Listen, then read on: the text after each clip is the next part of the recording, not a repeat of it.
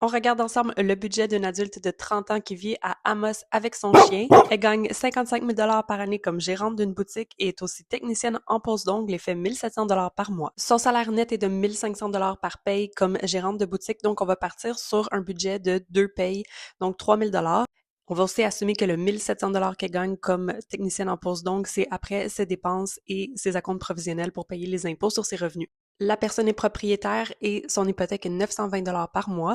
Elle paye aussi 130 pour l'électricité, 78 pour câble et Internet et 116 pour l'assurance maison. Au niveau des dépenses pour l'alimentation, on a un total de 450 par mois.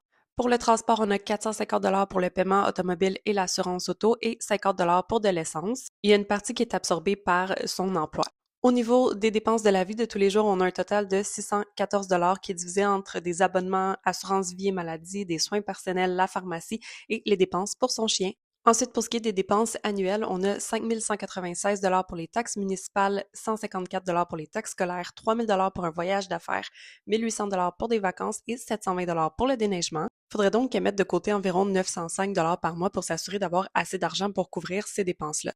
Après tout ça, il lui resterait donc 987 à budgéter. En faisant un bon suivi de ses dépenses pendant 2-3 mois, on s'assurerait de rien oublier dans notre budget. Je peux penser ici à des articles pour la maison, des sorties. Donc, ça va nous permettre de vraiment rien oublier, de savoir exactement où va notre argent. Au niveau de ses objectifs, la personne voudrait économiser 6 000 pour un voyage d'ici janvier 2027. Elle voudrait aussi mettre de côté 4 000 pour le vétérinaire pour son chien et mettre 5 000 de REER pour l'année. Donc, ces objectifs-là totalisent 15 000 Ce serait donc environ 1 250 par mois qu'on voudrait mettre de côté. Par contre, c'est sûr que le REER va venir diminuer son revenu imposable, donc elle risque d'avoir un retour d'impôt en mettant 5 000 dans son REER. Ceci étant dit, c'est sûr que présentement, il y a un écart entre l'argent qu'on veut mettre de côté et l'argent qui nous reste à budgéter. Donc, à ce moment-là, ce serait probablement de revoir peut-être les objectifs pour s'assurer qu'ils soient réalistes ou de trouver des alternatives, soit pour augmenter ses revenus ou, par exemple, pour les voyages, essayer de payer certaines choses avec sa carte de crédit pour accumuler des points pour réduire notre facture de voyage.